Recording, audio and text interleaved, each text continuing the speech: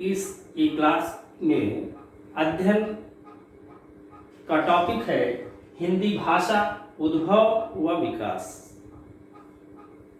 हिंदी के हम दो रूप देखते हैं, एक उसका भाषा रूप और दूसरा साहित्यिक रूप।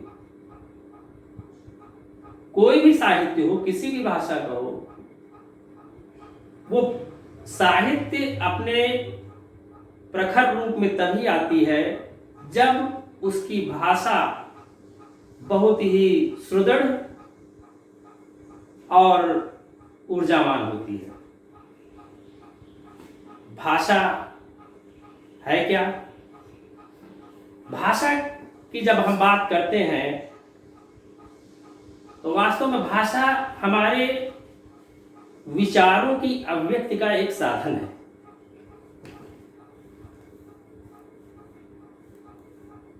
भाषा किस के द्वारा ही हम अपनी बात को दूसरों तक आसानी से पहुंचा देते हैं और दूसरे की बातों को हम आसानी से ग्रहण कर लेते हैं।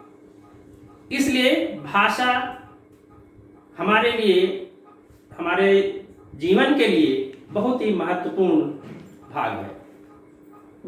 हमारे सामाजिक जीवन में भाषा का रूप हमारी आवश्यकता के अनुरूप बदलता रहता है, क्योंकि मनुष्य एक सामाजिक प्राणी है। समाज में उसको रहना होता है। उसका दायरा जैसे जैसे बढ़ता जाता है, भाषा का रूप भी उसी की आवश्यकता के अनुरूप बदलता रहता है। जैसे मनुष्य का जीवन परिवर्तनशील है, वैसे ही भाषा भी निरंतर परिवर्तनशील रहती है। इसी परिवर्तनशीलता के कारण भाषा के रूपों में परिवर्तन होता रहता है। कम समय में परिवर्तन जब होता है तो उसको हम भाषा के किसी एक भाषा के प्रकार के रूप में जानते हैं। लेकिन जब बहुत अधिक समय हो जाता है तो यह परिवर्तनशीलता बढ़ते बढ़ते इस स्थिति तक पहुंच जाती है कि एक नई भाषा का फिर से उद्भव होता है। बात हम यहां हिंदी भाषा की कर रहे हैं। हिंदी भाषा का उद्भव कैसे हुआ, यह जानने के लिए जरूरी है कि हम इसकी पूर्व पीठिका को जानें, इसके पूर्व इतिहास को समझें। भाषा का भी अपना एक इतिहास होता है।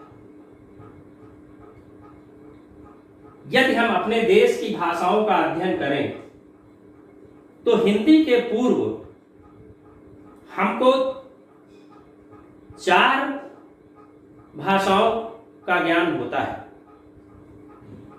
ये 4 भाषाएं कौन सी हैं हमारे देश में?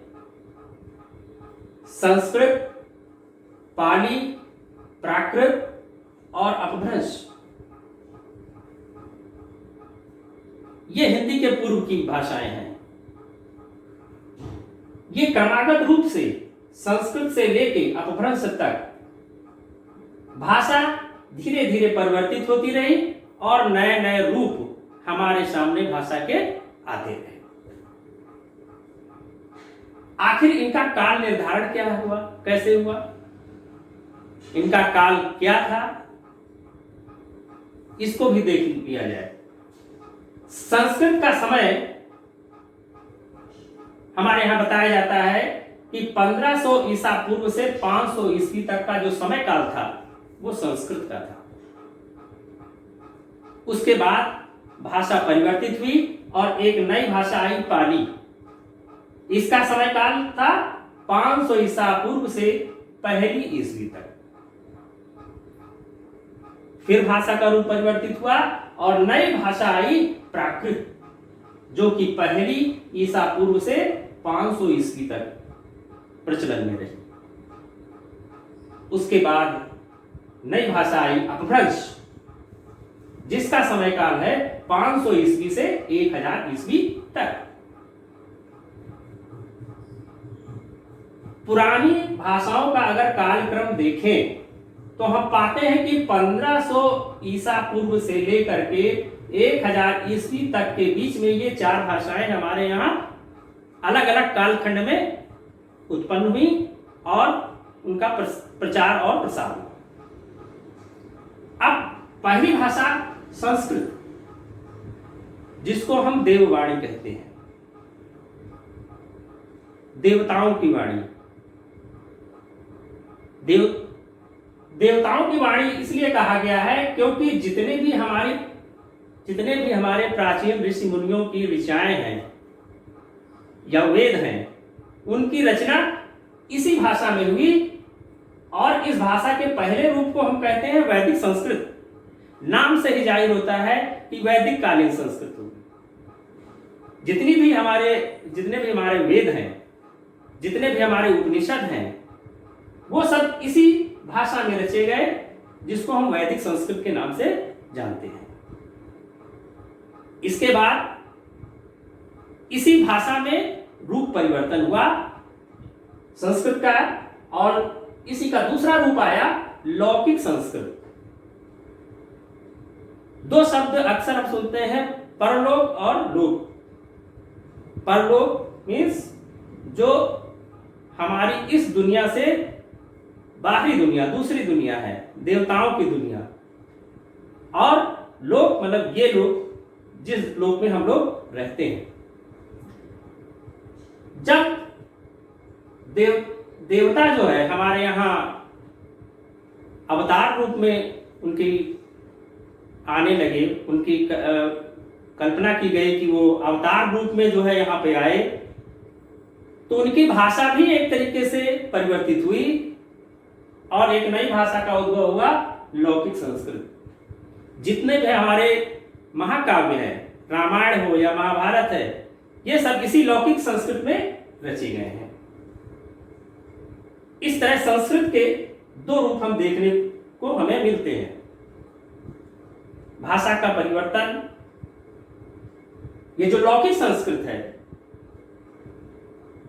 ये स्थिर हुई जाकर के जब महर्षि पाणिनि ने व्याकरण इसकी रचना की, और ये स्थिर रूप से हमारे यहाँ संस्कृत यहाँ पे स्थापित हुई। उसके बाद भाषा का रूप बदला और पाली भाषा आई। पाली भाषा जो कि उसका समय काल है 500 ईसा पूर्व से 1 ईस्वी तक। यह समय काल वो था जब हमारे इस धरती पर महात्मा बुद्ध का अवतरण हुआ।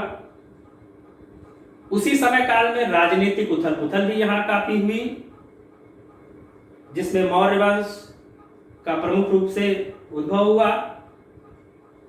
महात्मा बुद्ध के जो उपदेश हैं वो इसी पाली भाषा में पाए जाते हैं, क्योंकि वो उस समय जन साधारण की भाषा थी और महात्मा बुद्ध ने इसी भाषा का प्रयोग किया। उन्होंने मौखिक रूप से अपने उपदेश दिए। बाद में अशोक ने इसी पाली भाषा का प्रयोग अपने शिलालेखों में किया। पाली भाषा के हमको 4 रूप प्राप्त होते हैं। पहला है पश्चिमोत्तरी, दूसरा है मध्यदेशी, तीसरा है पूर्वी और चौथा है दक्षिणी। पश्चिमोत्तरी जो हमारे देश का पश्चिम का क्षेत्र है, जो आजकल मुख्य रूप से पाकिस्तान के हिस्से में है, वहां पे जो पाली बोली जाती थी उसको पश्चिमोत्तरी भाषा रूप कहा गया, पाली का भाषा रूप कहा गया। नंबर 2 मध्यदेशी, हमारे गंगा यमुना का ये जो क्षेत्र है, इस क्षेत्र में जो पाली का जो रूप बोला जाता था वो मध्यदेशी कहा जाता है। तीसरा पूर्वी, बिहार, बंगाल और उड़ीसा क्षेत्र में जो पाली का रूप प्रचलन में था उसको हम पूर्वी रूप कहते हैं। और नंबर 4 दक्षिणी, महाराष्ट्र और कर्नाटक और दक्षिण में जिस भाषा का उस समय प्रयोग होता था उसको हम दक्षिणी पाली के रूप में जानते हैं। ये रही पाली भाषा की बात। उसके बाद भाषा में फिर परिवर्तन आया, क्योंकि भाषा जो है, मैंने पहले बताया कि भाषा कभी स्थिर रूप में नहीं रहती, वो समय काल के हिसाब से परिवर्तनशील होती रहती है। जब पुरानी भाषा जनता की अपेक्षाओं के अनुरूप सही ढंग से कार्य नहीं कर पाती है, तब अपने विचारों की अभिव्यक्ति के लिए एक जो जनसाधारण है वो नई भाषा का सहारा लेता है और धीरे धीरे वो भाषा परिपक्व होकर के नई भाषा का रूप ले लेती है। इसी क्रम में प्राकृत भाषा आती है, जिसका समय काल पहली ईसा पूर्व से 500 ईस्वी तक है। इसके ये मुख्य रूप से जैन मुनियों की भाषा थी। जैन धर्म से संबंधित जितने भी प्राचीन ग्रंथ हैं वो प्राकृत भाषा में ही प्राप्त होते हैं। इस प्राकृत भाषा के हमको 6 रूप देखने को मिलते हैं। 6 रूप कौन कौन से हैं? शौरसेनी, नंबर 2 पैशाची, नंबर 3 ब्राचड, नंबर 4 महाराष्ट्री, नंबर 5 मागधी और नंबर 6 अर्धमागधी। ये 6 प्रकार की प्राकृत रूप हमें प्राप्त भाषा के होते हैं। शौरसेनी जो हमारे देश का पश्चिमी क्षेत्र है, राजस्थान, गुजरात, पश्चिमी वर्तमान उत्तर प्रदेश और पहाड़ी क्षेत्र का जो इलाका है, इस क्षेत्र में जो प्राकृत प्रचलित थी उसको हम शौरसेनी के नाम से जानते हैं। दूसरा है पैशाची, पंजाब का इलाका, वर्तमान पंजाब और पश्चिमी पंजाब जो पाकिस्तान का एक क्षेत्र है, वहां पे जो प्राकृत भाषा का जो रूप उस समय प्रचलन में था उसको हम पैशाची के नाम से जानते हैं। नंबर 3 ब्राचड, सिंध क्षेत्र में जो उस समय प्राकृत का रूप था उसको हम ब्राचड रूप कहते हैं। नंबर 4 महाराष्ट्री, महाराष्ट्र और दक्षिण के इलाके में जो प्राकृत का रूप प्रचलन में था उसको हम महाराष्ट्री रूप कहते हैं। नंबर 5 मागधी, मगध का इलाका, बिहार क्षेत्र में जो प्राकृत का जो रूप उस समय प्रचलन में था उसको हम मागधी कहते हैं। नंबर 6 अर्धमागधी, पूर्वी उत्तर प्रदेश का इलाका, अवध क्षेत्र, विशेष करके अवध क्षेत्र और बघेलखंड, रीवा मध्य प्रदेश का इलाका और छत्तीसगढ़ के जो इलाके में जो प्राकृत का जो रूप पाया जाता था उसको हम अर्धमागधी के नाम से जानते हैं। इस तरह हमने देखा कि प्राकृत 6 रूपों में प्राप्त हुई है। समय काल बीतने के बाद भाषा ने फिर रूप बदला और एक नई भाषा फिर से हमारे सामने आई, अपभ्रंश। अपभ्रंश का समय काल क्या था? 500 ईस्वी से 1000 ईस्वी तक। और इसके प्राकृत के समान ही इसके भी 6 रूप बनकर के आए। नंबर 1 शौरसेनी, नंबर 2 पैशाची, नंबर 3 ब्राचड, नंबर 4 महाराष्ट्री, नंबर 5 मागधी और नंबर 6 अर्धमागधी। इस प्रकार करके ये 4 भाषाएं हमारे हिंदी के पूर्व हमारे देश में प्रचलन में रही हैं। अब अगर बहुत ही सामान्य रूप में हम इन भाषाओं का परिचय दें तो हम पाएंगे कि संस्कृत जो है देववाणी बोलते हैं, देववाणी है या पुराणों की भाषा कह सकते हैं। पाली को हम बौद्ध मत की भाषा कह सकते हैं। प्राकृत को हम जैन मत की भाषा कह सकते हैं और अपभ्रंश को जनसाधारण की भाषा या आम बोलचाल की भाषा कह सकते हैं। ये कुल मिलाकर के 4 हमारी पूर्व भाषाएं हुई। अब जितनी भी इस समय हमारे देश में लगभग 4 भाषा वर्ग प्राप्त होते हैं। 4 तरह के भाषा ग्रुप हमको प्राप्त होते हैं। पहला भाषा वर्ग है आर्य भाषा वर्ग, दूसरा है द्रविड़ भाषा वर्ग, तीसरा है जो हमारी मुंडा और संथाल आदिवासी क्षेत्र के हैं आष्ट्रिक भाषाएं, नंबर 4 वर्मी और तिब्बती भाषा वर्ग और नंबर 5 अंडमानी भाषा वर्ग। कुल मिलाकर के ये भाषा वर्ग अलग अलग हैं, लेकिन यहां हमारे अध्ययन का विषय आर्य भाषा वर्ग है। जितने भी उत्तर भारत की भाषाएं हैं वो इसी आर्य भाषा वर्ग में आती हैं। और इन आर्य भाषाओं का जो जन्म हुआ है, हमारी इन अपभ्रंश के जो विभिन्न रूप हमको प्राप्त होते हैं, उन्हीं से ये भाषाएं उत्पन्न हुई हैं। जैसे कि पहला अपभ्रंश हमने बताया था कि सौरसेनी है। सौरसेनी से जो उपभाषाएं या भाषाएं उत्पन्न हुई वो कौन कौन सी भाषाएं हैं? पश्चिमी हिंदी, राजस्थानी, पहाड़ी और गुजराती। ये 4 तरह की, ये 4 ऐसी भाषा या उपभाषाएं हैं जो कि सौरसेनी से हमें प्राप्त हुई हैं। इसी प्रकार पैशाची से हमको 2 भाषाएं प्राप्त हुई, लहदा और पंजाबी। पंजाबी हमारे पंजाब क्षेत्र की भाषा है और लहदा जो पश्चिमी पंजाब, जो पाकिस्तान का हिस्सा है, वहां पे जो बोली जाती है वो पंजाबी का ही एक रूप है, लेकिन उसको लहदा के नाम से वहां पे जानते हैं। नंबर 3 ब्राचट। ब्राचट से उत्पन्न हुई जो आर्य भाषा है वो सिंधी है।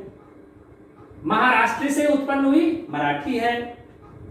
मागधी से उत्पन्न हुई 4 जो है आर्य भाषाएं हमारे पास प्राप्त हैं, बिहारी, बांग्ला, उड़िया और असमिया।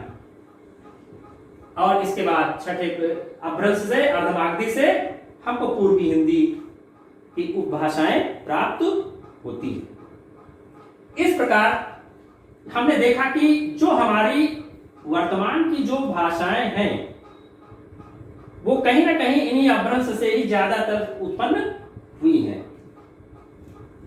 अब क्योंकि हमारे अध्ययन का विषय यहाँ हिंदी भाषा का उद्भव,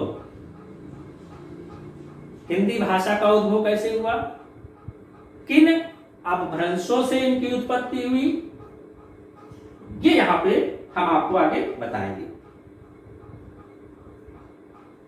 हिंदी भाषा का उद्भव मुख्य रूप से 3 अपभ्रंशों से माना जाता है। 3 प्रकार के अपभ्रंशों से माना जाता है। ये 3 अपभ्रंश कौन कौन से हैं? सौरसेनी, अर्धमागधी और मागधी।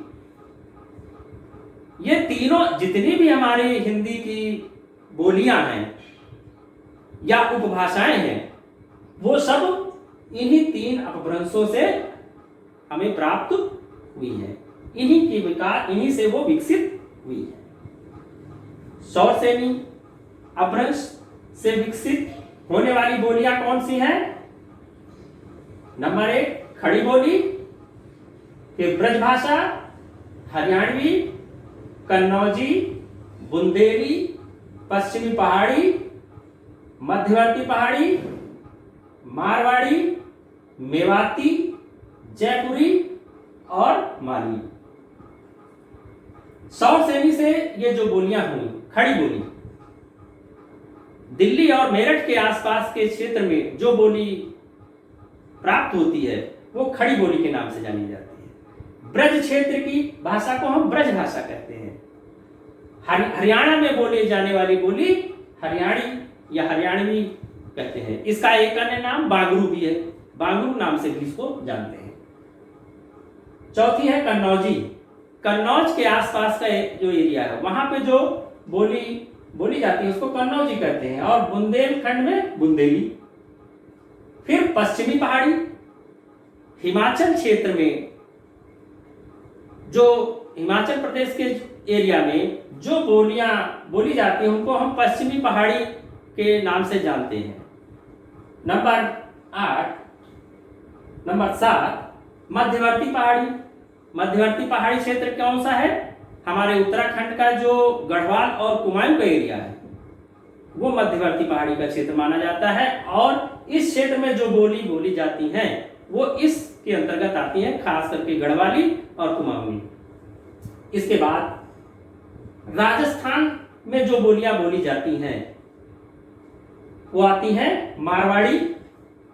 राजस्थान के पश्चिमी क्षेत्र में इसका प्रयोग होता है।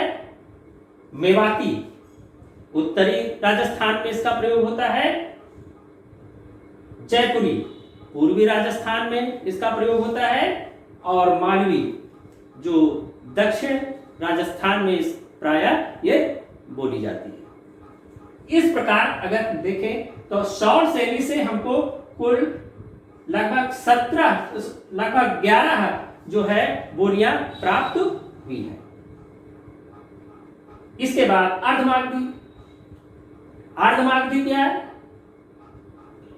अर्धमागधी अपभ्रंश से हमको 3 बोलियां प्राप्त होती हैं, अवधी, बघेली और छत्तीसगढ़ी। अवध क्षेत्र में अवधी है, बघेलखंड में बघेली, और छत्तीसगढ़ का जो एरिया है वहां पे छत्तीसगढ़ी बोली बोली जाती है। इसके बाद मागधी अपभ्रंश आता है।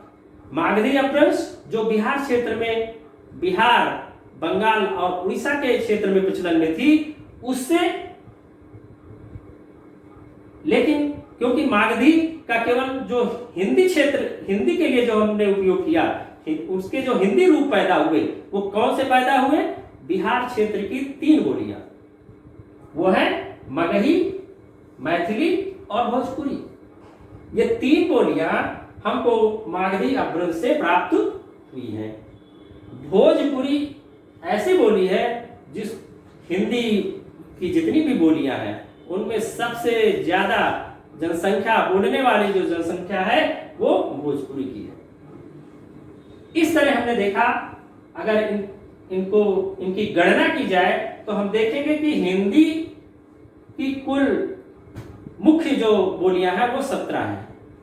अन्य बहुत सी उपबोलियां भी प्राप्त होती हैं, लेकिन कुल जो मुख्य जो बोलियां हैं वो उनकी संख्या 17 है। ये तो हमने विस्तृत रूप में हिंदी का देखा कि ये जो 3 अपभ्रंशों से प्राप्त हुई और इसमें इतनी बोलियां हैं। लेकिन हमारा भाषा विज्ञान क्या कहता है? भाषा विज्ञान कहता है कि हमारी हिंदी जो विकसित हुई वो 2 अपभ्रंशों से विकसित हुई। वो 2 अपभ्रंश कौन कौन से हैं? सौरसेनी और अर्धमागधी। ये ध्यान दीजिएगा कि अगर प्रश्न पत्र में आता है कि हिंदी भाषा का उद्भव किन अपभ्रंश रूपों से हुआ, तो वास्तव में 3 जो है अपभ्रंशों से इसका विकास हुआ। लेकिन यदि उसमें प्रश्न में ये बात कहते हैं कि भाषा विज्ञान की दृष्टि से, तब हम कहेंगे कि 2 अपभ्रंशों से इसका विकास हुआ, सौरसेनी और अर्धमागधी। अब अर्धमागधी से विकसित भाषा विज्ञान में जो हिंदी है, जब उस अपभ्रंश की हम बात करते हैं तो जो सौरसेनी और अर्धमागधी से उत्पन्न हुई हमारे हिंदी के रूप हैं, उनमें हम 2 ग्रुप देखते हैं, 2 वर्ग प्राप्त होते हैं। एक पश्चिमी हिंदी का, पश्चिमी हिंदी जो प्रायः सौरसेनी से उत्पन्न बोलियां हैं, और पूर्वी हिंदी जो कि अर्धमागधी से उत्पन्न बोलियां हैं। पश्चिमी हिंदी में कौन कौन सी बोलियां आती हैं? ब्रजभाषा, खड़ी बोली, हरियाणवी, कन्नौजी और बुंदेली। ये जो 5 बोलियां हैं वो हमको पश्चिमी हिंदी से प्राप्त होती है।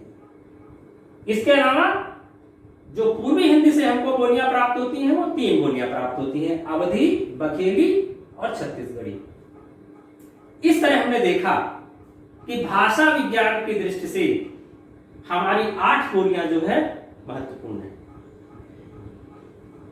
आज हिंदी का जो रूप है, आज हिंदी हमारी राष्ट्रभाषा है, उसका एक मानक रूप है। और वो मानक रूप हमने किस बोली को आधार मान करके उसको स्थापित किया है? वो है खड़ी बोली। इसीलिए जो आज की हिंदी का मानक रूप है या साहित्यिक जो आधुनिक साहित्य जिसमें लिखा जा रहा है, वो इसी खड़ी बोली पर आधारित है। इस प्रकार हमने देखा कि हिंदी का उद्भव कैसे क्रमागत रूप से भाषाओं के परिवर्तन स्वरूप यहां तक पहुंचा है। इस प्रकार हमने देखा कि हिंदी भाषा का विकास अपभ्रंश के उत्तरवर्ती रूप से होता है, जिसे हम अवहट्ट के नाम से भी जानते हैं। चंद्रधर शर्मा गुलेरी जी ने इस अवहट्ट को ही पुरानी हिंदी का नाम दिया और हिंदी का इतिहास, हिंदी भाषा का विकास यहीं से प्रारंभ हो जाता है। हिंदी भाषा के विकास का जब हम अध्ययन करते हैं, तब हम देखते हैं कि इसकी वास्तविक शुरुआत 1000 ईस्वी से प्रारंभ हुई थी। जैसे हम हिंदी साहित्य का इतिहास पढ़ते हैं, उसका काल निर्धारण करते हैं, उसी प्रकार भाषा का जब इतिहास हम पढ़ते हैं तो उसको भी हमने 3 कालों में बांट रखा है। भाषा के विकास के दृष्टि से 3 काल कौन से हैं? आदिकाल, मध्यकाल और आधुनिक काल। साहित्य में 4 काल हैं और भाषा में हम 3 ही काल मानते हैं। आदिकाल जो हिंदी भाषा के निर्माण का प्रारंभिक चरण था और उसका समय काल रहा है 1000 से 1500 ईस्वी तक। दूसरा मध्यकाल, जिसमें कि भाषा हमारी और नए ढंग से परिवर्तित हुई, उसका समय काल रहा 1500 से 1800 ईस्वी तक। और तीसरा चरण जो इसके भाषा के विकास का रहा है वो आधुनिक काल रहा है, जिसका समय काल है 1800 ईस्वी से अब तक। क्योंकि हिंदी या कोई भी भाषा हमेशा कुछ नया करती रहती है, उसमें रचनात्मकता तभी रहती है जब तक उसमें परिवर्तनशीलता का लक्षण होता है। अब ये जो आदिकाल है हमारा, हिंदी भाषा का जो आदिकाल है, उसमें हमने क्या क्या परिवर्तन देखे, भाषा में ऐसा क्या परिवर्तन हुआ कि हमने अपभ्रंश से उसको अलग करके एक नई भाषा का रूप दिया। क्योंकि ये प्रारंभिक चरण था, निश्चित रूप से अपभ्रंश से प्रभावित होगी। अपभ्रंश से बहुत नजदीकी इसका रिश्ता रहा है। अंतर कौन कौन से थे अपभ्रंश से, उस पर हम विचार करेंगे। पहला जो हम अंतर देखते हैं अपभ्रंश से, वो ये था कि अपभ्रंश में 8 स्वर थे। 8 स्वर कौन से थे? आ, इ, उ, ए और उ। इनको हम मूल स्वर कहते हैं। ये अपभ्रंश में मुख्य रूप से यही स्वर इस्तेमाल होते थे। लेकिन जब हमारी आदिकालीन हिंदी आई तो उसमें 2 नए स्वर जुड़ गए। 2 नए स्वर कौन से आए? अ और औ। ये अ और औ जब इसमें मिल गए तो हिंदी के जो आदिकालीन हिंदी में स्वर हो गए वो हो गए 10। इस तरह पहला अंतर जो ये आया कि अपभ्रंश में 8 स्वर है और आदिकालीन हिंदी में जो है वो 10 स्वर। दूसरा अंतर क्या हमने देखा दोनों भाषाओं के बीच में? 2 नए व्यंजन आ गए, ड़ा और ढा। ड़ा और ढा, ये 2 नए व्यंजन आदिकालीन हिंदी में आए, जो कि इससे पहले अपभ्रंश में नहीं थे। तीसरा मुख्य अंतर क्या आया कि अपभ्रंश जो थी वो एक संयोगात्मक भाषा थी। संयोगात्मक का तात्पर्य क्या है कि इसमें जब वाक्य रचना होती थी तो उसमें कारक चिन्हों का या क्रिया के साथ जो अन्य शब्द जुड़ते थे वो बहुत सीमित मात्रा में होते थे। कारकों का प्रयोग या परसर्गों का प्रयोग प्रायः उसमें नहीं होता था या बहुत ही कम मात्रा में होता था। लेकिन जब हिंदी का विकास हुआ तो उसमें देखा गया कि परसर्गों का या कारक चिन्हों का बहुतायत में उसका प्रयोग होने लगा। इस तरह जब ये इसमें कारक आ गए या अन्य परसर्ग आ गए तो ये भाषा हिंदी हो गई वियोगात्मक। संयोगात्मक और अपभ्रंश हो गया संयोगात्मक, मतलब एक संकुचित रूप। जो संकुचित रूप किस चीज का? वाक्य का। वाक्य में फैलाव कम था। संयोगात्मक मीन्स का तात्पर्य हुआ कि जो वाक्य संरचना थी अपभ्रंश की वो संकुचित रूप में थी, उसमें कारक या परसर्गों का प्रयोग नहीं होता था। लेकिन हिंदी में फैलाव आ गया वाक्य संरचना में। इसी फैलाव को हम कहते हैं वियोगात्मक रूप। तो हिंदी की ये खासियत है। कभी अंतर अगर पूछा जाए अपभ्रंश और हिंदी में क्या रूपों में, उसकी वाक्य संरचना के रूप में क्या अंतर है, तो अपभ्रंश संयोगात्मक है और हिंदी वियोगात्मक। हिंदी में क्रिया के साथ सहायक क्रिया आ गई जो कि अपभ्रंश में नहीं मिलती थी। इस तरह करके और चौथा जो इसमें बिंदु हमारे सामने आता है वो है कि हिंदी में नपुंसक लिंग का प्रयोग समाप्त हो गया। अभी तक हमने ये देखा कि संस्कृत से लेके अपभ्रंश तक, चाहे संस्कृत हो, पाली हो, प्राकृत हो या अपभ्रंश हो, इनमें प्रायः नपुंसक लिंग भी होता था, पुल्लिंग, स्त्रीलिंग और नपुंसक। लेकिन हिंदी में नपुंसक लिंग समाप्त हो गया और यहाँ पे केवल 2 लिंग बचे, पुल्लिंग और स्त्रीलिंग। पांचवा जो बिंदु इसमें है कि तत्सम शब्दावली का प्रभाव बढ़ा, क्योंकि अपभ्रंश आम बोलचाल की भाषा थी, तद्भव शब्दों की उसमें बहुत ज्यादा संख्या पाई गई। जब हिंदी हमारी आई, आदिकालीन हिंदी, तो इसमें तत्सम शब्दों का, संस्कृत के शब्दों का प्रभाव बढ़ा। ये मुख्य अंतर हो गया। तो 5 अंतर हमने आदिकालीन हिंदी और अपभ्रंश में देखा। इन्हीं अंतरों की वजह से हम अपभ्रंश और आदिकालीन हिंदी में अंतर कर पाते हैं। फिर हिंदी का विकास बढ़ता गया, आदिकाल समाप्त हुआ और मध्यकाल आया। मध्यकाल कब था? 1500 से 1800 ईस्वी तक का जो समय काल है वो मध्यकाल का था, भाषा का, हिंदी भाषा के मध्य।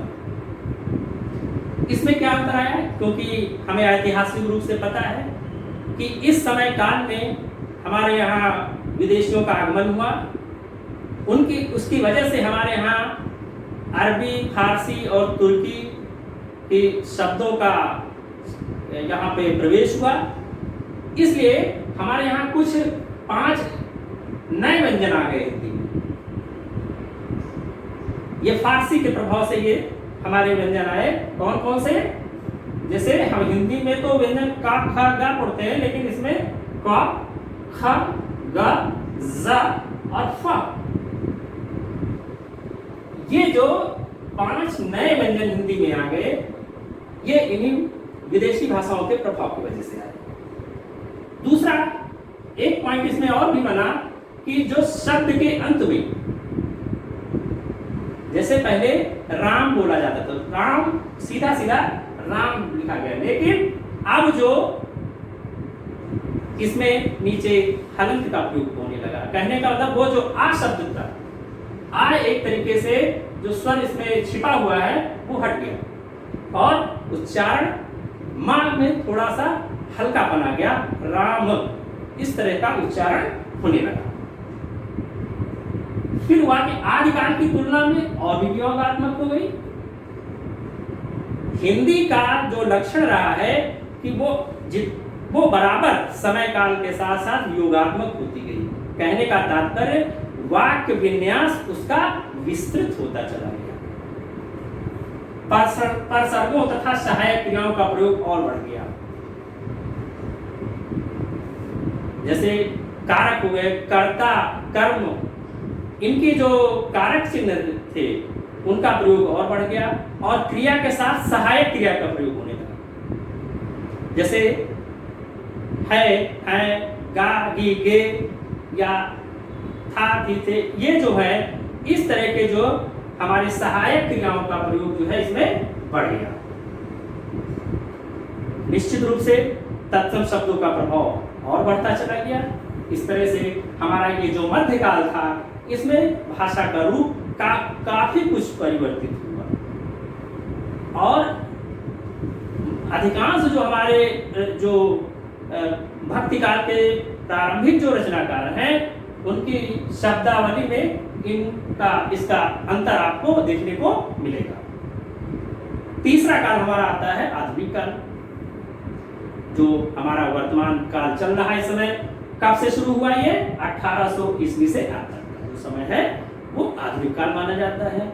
इस बीच में बहुत सारे हमारे यहाँ राजनीतिक और ऐतिहासिक परिवर्तन हुए, उसका प्रभाव पड़ना स्वाभाविक था।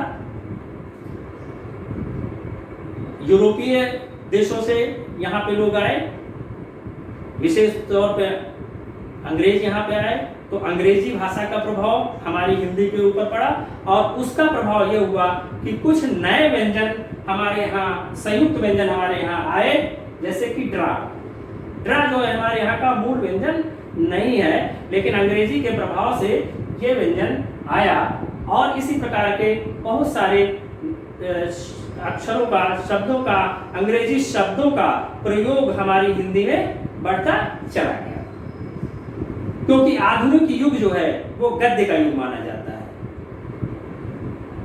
प्रेस के आने से छपाई का प्रभाव बढ़ा, छपाई के साधन बढ़े, उसकी वजह से भाषा का स्थिरीकरण होने लगा, एक स्थिर रूप उसका आने लगा। इसकी वजह से उसके व्याकरण को भी स्थिरता मिली और इस तरह का प्रयास हमारे आचार्य महावीर प्रसाद द्विवेदी जी ने किया। उन्होंने हिंदी के व्याकरण को एक सुव्यवस्थित रूप दिया, उसको एक मानक रूप दिया और इस प्रकार हिंदी हमारी जो वर्तमान है मानक स्टैंडर्ड रूप जो है हिंदी का सामने आया और हिंदी का विकास इस स्तर तक पहुंचा है। निश्चित रूप से गद्य का प्रभाव बढ़ा तो भाषा हमारी और भी अधिक वियोगात्मक हो गई। इस तरह हमने देखा कि हिंदी का उद्भव हमारे कहां से हुआ और विकास का क्रम किस तरह से होते होते आज हमारी हिंदी इस स्तर तक पहुंची है कि वो राष्ट्रभाषा तो बन ही चुकी है, अंतरराष्ट्रीय भाषा बनने की ओर भी अग्रसर है।